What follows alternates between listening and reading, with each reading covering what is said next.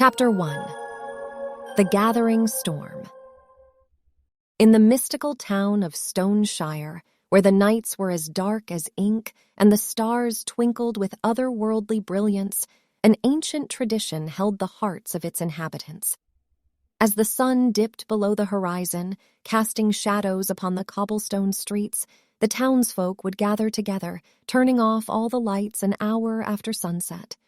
In the gentle embrace of darkness, they would raise their eyes to the heavens, eagerly awaiting the grand spectacle that unfolded above.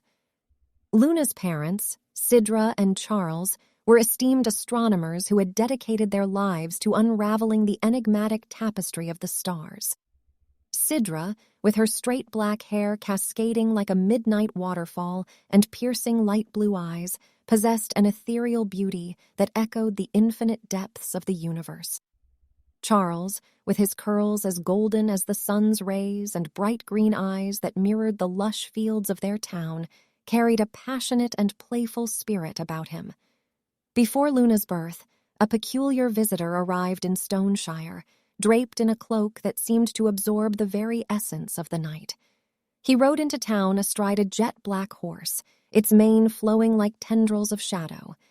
But what captured the attention of the few townsfolk that saw this mysterious visitor was the horse's distinctive mark, a white star-shaped blaze upon its forehead. The stranger carried an odd-shaped sack, the contents of which remained a mystery. Whispers spread like wildfire through the town. Some believed the visitor had come to celebrate the upcoming lunar eclipse, a celestial spectacle that would cast a temporary veil over the moon. A few others suggested that he had arrived to mark the imminent arrival of a child who would be destined for great things. Luna's parents, Sidra and Charles, held the secret close to their hearts, sharing no details with the curious townsfolk, not even their kind elderly neighbor that had inquired several times about the visitor. Days later, on the auspicious night of the lunar eclipse, Luna came into the world. The townsfolk, steeped in ancient superstitions and fables, whispered among themselves. According to astronomers, the eclipse signified ill omens and misfortune for the child or her parents. Fear and uncertainty already swirled around Luna at her birth. As Luna grew older, she felt a subtle distance from her fellow villagers, sensing their guarded whispers and apprehensive glances. But the reasons behind their cautious avoidance remained a mystery to her. Sidra and Charles had shielded her from the ancient fable, hoping to protect their daughter from the burden of superstitions. One day, while passing by her favorite bookstore, Luna overheard a hushed conversation between two villagers. Their voices dripped with intrigue and secrecy, causing her curiosity to stir. She couldn't resist lingering by the entrance, hidden in the shadows as the words reached her ears. Only once before, a queen of Andromeda, the ruling country of Stoneshire, was born with silver hair, like that of the girl Luna, one villager murmured. The queen's disappearance coincided with the fading of some of the brightest stars in the night sky, and things haven't been the same since. Could Luna be an omen of the same fate? The other whispered. She had never heard such tales before. The world around her seemed to blur as she processed the weight of the words. She turned abruptly, intending to find her father and share what she had overheard, but in her haste, she collided with someone, sending books and scrolls scattering in all directions. Luna's cheeks flushed with embarrassment and shock as she apologized profusely. Her gaze met the curious eyes of Felix, a boy with curly brown hair and glasses perched upon his nose. Evangeline, a fiery redhead with piercing green eyes, rushed to Felix's aid, helping him gather his fallen belongings. Felix, still slightly dazed from the collision, stammered, I'm Luna," she interjected, her voice hesitant. Few of the townsfolk ever talked to her, and she had never understood why. "Who is this?" she asked, pointing to the scroll on the ground. It depicted a woman who bore an uncanny resemblance to herself. Felix's gaze fixated on the scroll, his eyes widening with intrigue. "I have never seen her before in any of the literature my parents keep, and they have a vast collection," he mused aloud. Evangeline shot Felix a sharp glance, urging him to keep quiet, but his curiosity got the better of him. He extended his hand toward Luna and said, "Hi, I'm Felix, and this—" Evangeline interrupted him, her voice laced with urgency. "I am Evangeline. We really must get going."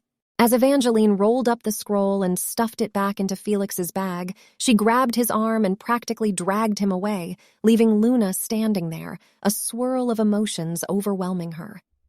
Luna, her heart still racing, eventually found her father, the familiar smile upon her face transforming into a look of seriousness. She recounted the hushed conversation she had overheard, the mention of the ancient queen with silver hair and the fading stars. Luna expected her father to offer some explanation, to reassure her and dispel the mysteries that enveloped her thoughts.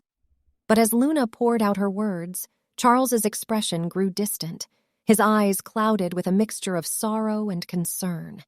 He became like a statue, unyielding and unresponsive. It was a stark contrast to the warmth and openness Luna had always found in him. The weight of his silence settled heavily upon her, creating a knot in her stomach.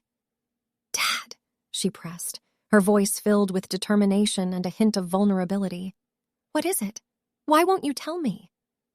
The seconds ticked by, stretching into an eternity.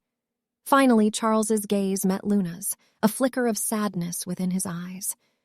"There are things, my dear Luna, that you are not yet ready to know," he said softly, his voice tinged with a mixture of caution and protection. Luna's heart sank. She had always been curious, unafraid to dive headfirst into the unknown. But now, faced with her father's guarded words, she realized there were depths to her own story that remained hidden, locked away in the chambers of secrets her parents had shielded her from. For the first time in her life, Luna felt a twinge of separation from the world she had known. The mysteries that swirled around her birth, her silver hair, and the ancient queen of Andromeda weighed heavily upon her shoulders. With determination burning in her heart and a glimmer of defiance in her eyes, Luna vowed to unravel the secrets that shrouded her past. Luna returned home with her father, the weight of their unspoken conversation lingering in the air. Her mother, Sidra, greeted them warmly at the doorstep, unaware of the storm brewing within Luna's heart. Luna's eyes welled with tears, her emotions threatening to spill over. "There is something you are both keeping from me, and I know it!" Luna exclaimed, her voice trembling with a mix of frustration and hurt. "I don't know why you can't just tell me." Her mother looked at her, her expression filled with sympathy and regret. She glanced at Charles, seeking solace or guidance, but he shook his head, his lips forming a silent plea for understanding. "She's not ready, Sidra. Not yet," he said softly, his voice heavy with an unspoken burden. "We can't. Not yet. It's not time. We know it's not time." Sidra's eyes filled with disappointment, her gaze turning back to Luna. She reached out to hug her daughter, hoping to offer comfort, but Luna pushed her away, her heart overflowing with a mix of anger, confusion, and betrayal. Upset and overwhelmed, she stormed up the stairs to her bedroom, slamming the door behind her. In the solitude of her room, Luna paced back and forth, her mind racing with a whirlwind of thoughts. She couldn't fathom why her parents would keep such a significant secret from her. The weight of the townsfolk's whispers and avoidance gnawed at her, fueling her anger. She refused to come down for dinner that night, the silence of her room echoing her turbulent emotions. As Luna wrestled with her feelings, a plan took shape in her mind. If her parents wouldn't reveal the truth, she would seek it out on her own. First, she needed to find Felix, the boy who had stumbled into her path earlier. He seemed to hold a clue, a connection to the scroll and the woman who bore her resemblance. Locked away in her room, Luna turned her attention to her trusty telescope. With each passing day, she meticulously scanned the town below, searching for any sign of Felix's presence. Determination fueled her actions, and she was willing to venture into the unknown to unearth the truth that had been hidden from her for far too long. Thanks for listening to this chapter of our audiobook. Don't forget to subscribe, share with friends, and turn on notifications for the upcoming chapters. We'll also have art and paperback versions available when the series ends. Thanks for being a part of Restful Read.